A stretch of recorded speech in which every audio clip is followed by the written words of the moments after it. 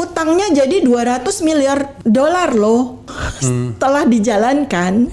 Jadi yang semula itu biayanya itu hanya 100 miliar dolar, setelah 8 tahun biaya yang ditanggung utangnya 2 kali lipat, jadi 200 miliar dolar. Kan itu berarti debt trap ya. Maksudnya ini mangkrak diserahkan kepada swasta, bayangkan bangun ibu kota diserahkan swasta, bahaya sekali kan? Persis sekali dengan Forest City waktu itu. Jadi Forest City itu Malaysia yang punya, tapi yang mengembangkan adalah pengembang dari China. Yang mengembang dari China, tapi utangnya ditanggung sama APBN Malaysia. Dan tidak ada satupun investor yang sudah menggelontorkan dananya pun dari RRC sekalipun, ya kan? Ya boleh dibilang IKN ini adalah sebuah proyek gagal sebelum jadi.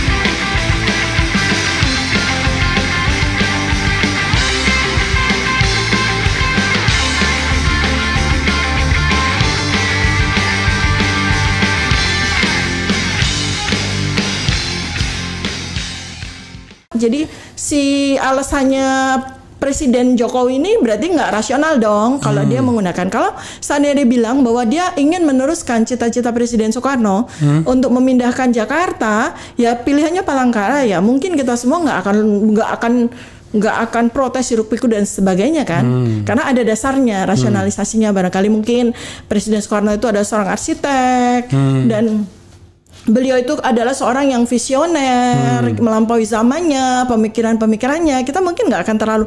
Tapi begitu pilihannya ternyata bukan di Palangkaraya, walaupun itu sama-sama Kalimantan, ya kita mesti protes dong. Ada apa nih? Nah kemudian investigasi kan selama sekitar 3-4 tahun ini kan semua investigasi.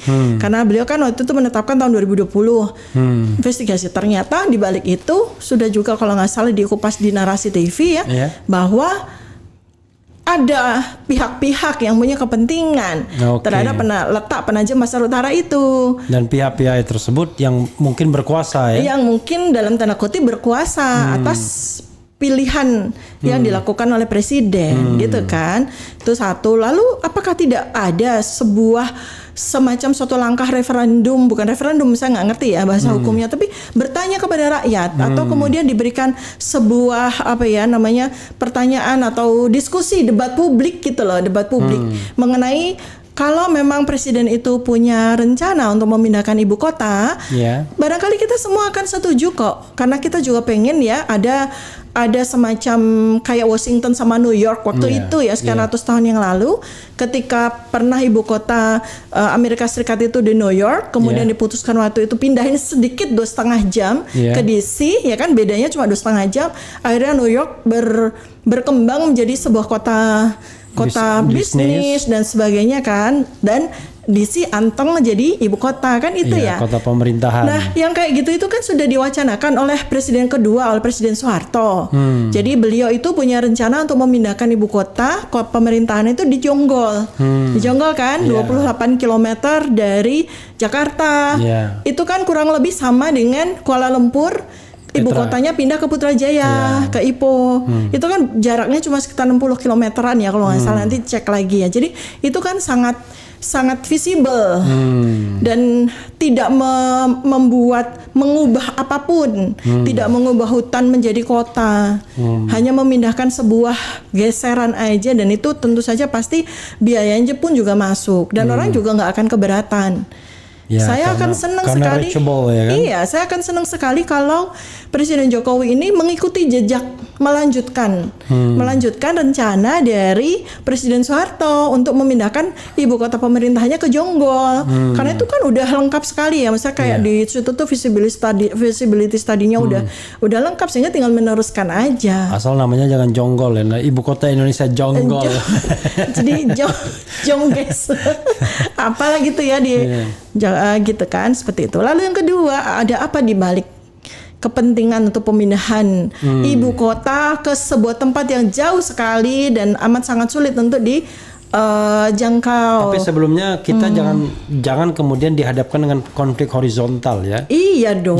Jadi kita ini mengkritisi bukan karena kita nggak suka Kalimantan, bukan tidak suka suku tertentu, tapi ini sebuah analisis yang sifatnya kritis. Loh, ya. kita ini kan soalnya itu kayaknya senjata itu digunakan. Iya, kita ini justru kenapa kita memberikan kritik, memberikan suatu pandangan-pandangan yang out of the box, karena justru kita sangat sayang dengan Kalimantan, sangat sayang dengan Pulau Kalimantan, dan sangat sayang dengan saudara-saudara kita penduduk Kalimantan. Sebab kalau memang pemerintah itu punya goodwill untuk memberikan itikat baik kepada masyarakat Kalimantan yang jumlahnya sekitar 16 juta orang tersebut, maka bangunlah ibu kota atau kota-kota yang sudah ada di sana.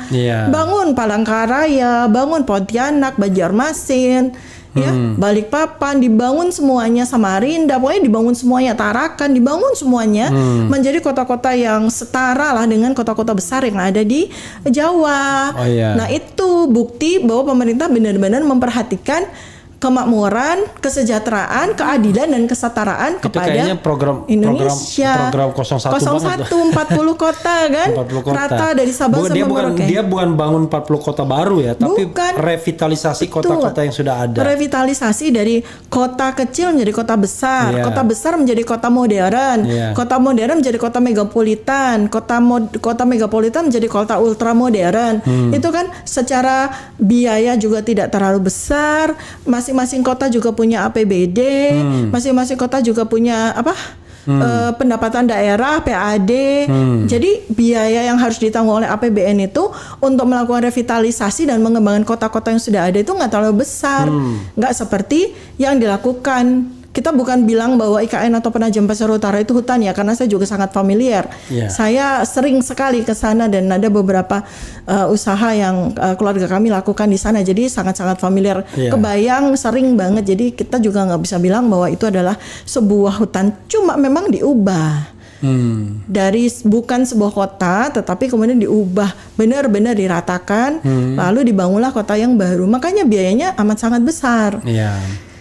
Kalau lihat dari lanjutannya nih ceritanya, kita mau coba untuk mengulik lagi sebenarnya, apalagi ketika Presiden Jokowi ke Beijing ketemu sama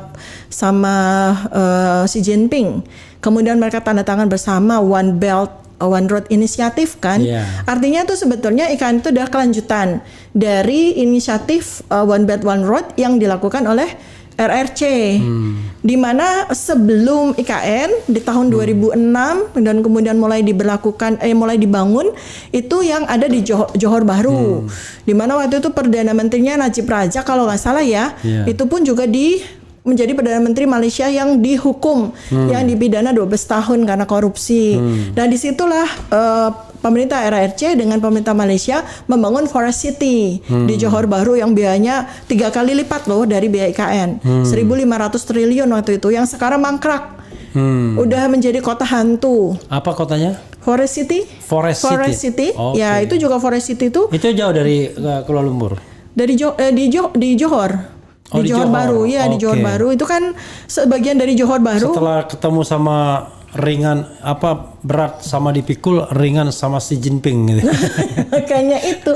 Dan itu mangkrak loh. Setelah 8 tahun pembangunan, setelah 8 tahun yang direncanakan 20 tahun, itu 8 tahun mangkrak.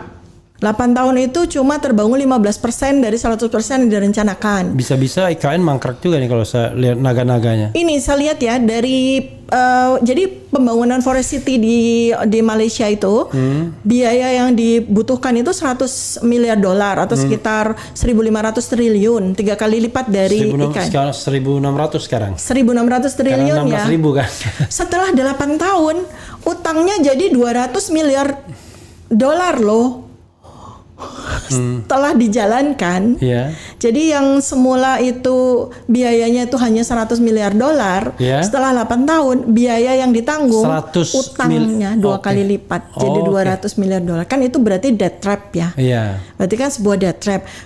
Benar-benar yang kelihatan sekali bahwa IKN ini adalah copycat dari Forest City, ya kan? Benar-benar yang copycat dari Forest City membangun kota baru di sebuah pemukiman lahan baru sama sekali. Jadi kalau kita mau lihat masa depan dari IKN seperti apa ya lihatlah Forest City aja.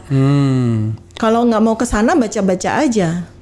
Jadi kita nanti kemungkinan besar akan ada debt trap ya. Akan ada debt trap. Jebakan hutang. Pasti. Dan akhirnya gimana? Mangkrak ini? Atau akhirnya Perdana Menteri Najib Razak dipenjara loh. Maksudnya ini mangkrak diserahkan kepada swasta, bayangkan bangun ibu kota diserahkan swasta, bahaya sekali kan? Persis sekali dengan Forest City waktu itu. Jadi Forest City itu Malaysia yang punya, tapi yang mengembangkan adalah pengembang dari China. Yang mengembang dari China, tapi utangnya ditanggung sama APBN Malaysia. Makanya waktu itu ketika APBNM, Anggaran Pendapatan dan Negara Malaysia ya, APBNM. Makanya waktu Perdana Menteri yang sangat fenomenal ya, Dr. Mahathir Mohamad ya, beliau ketika menjabat yang kedua kali di usia 92 tahun beliau langsung hentikan, nggak mau lanjut dan nggak mau bayar utang. Nah itu bisa nggak tuh ya secara hukum ya, ketika pemerintahan yang lama itu tekan kontrak atau membuat kontrak dengan sesuatu yang rentan untuk memberikan hutang yang berlipat seperti Forest City ini kepada rakyat Malaysia, maka pemimpin yang baru itu bisa menganulir dari proyek tersebut. Dan bahasanya ngemplang utang. Ya nggak mau lanjut, kan bukan saya yang tanda tangan gitu. Kalau seandainya itu bisa, wow sekali ya. Asal yang jelas kalau kita potensi untuk debt trap itu ya di kereta cepat ya. Karena walaupun sudah berlangsung, sudah running, tetapi penghasilannya tidak sesuai dengan investasi ya. Ya kan seperti itu sebenarnya kalau kita lihat dari One Belt One Road Initiative yang udah berjalan dari benua Afrika sampai menyeberang ke Asia, itulah yang namanya One Belt One Road Initiative yang dibuat oleh RRC. Berapa banyak negara yang udah bankrupt gara-gara terperangkap oleh debt trap. Cuman yang sedihnya Dok, kalau misalnya Indonesia terperangkap, mungkin Indonesia satu-satunya negara besar yang terperangkap karena yang lain-lain kan kecil-kecil.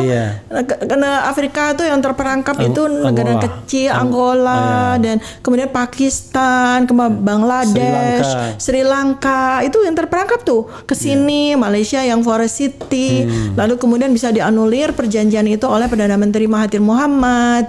Kemudian habis itu nih yang sekarang terjadi di Indonesia, yang besar kemungkinan kelihatannya, saya nggak ngerti nih presiden terpilih Pak Prabowo mau lanjutin apa enggak nih IKN. Tapi kalau lihat betapa tersengal-sengalnya pembangunan IKN yang sampai dengan hari ini itu 94 triliun itu masih menggunakan dana APBN yang direalokasi dari kementerian-kementerian dan tidak ada satupun investor yang sudah menggelontorkan dananya pun dari RRC sekalipun ya kan, ya boleh dibilang IKN ini adalah sebuah proyek gagal sebelum jadi gitu.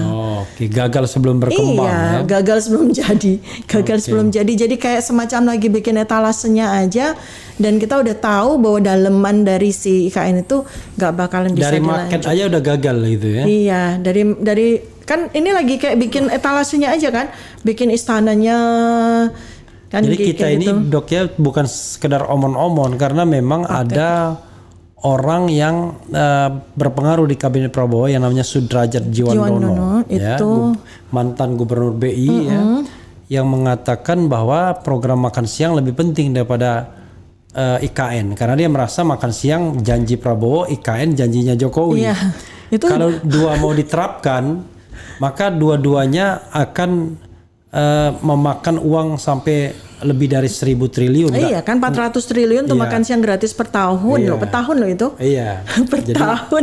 Bayangkan. Bayangkan. Dan Edi Suwandi Hamid tadi rektor Universitas Widya Mataram di Jogja mengatakan itu nggak mungkin lah pokoknya katanya mau program makan siang itu.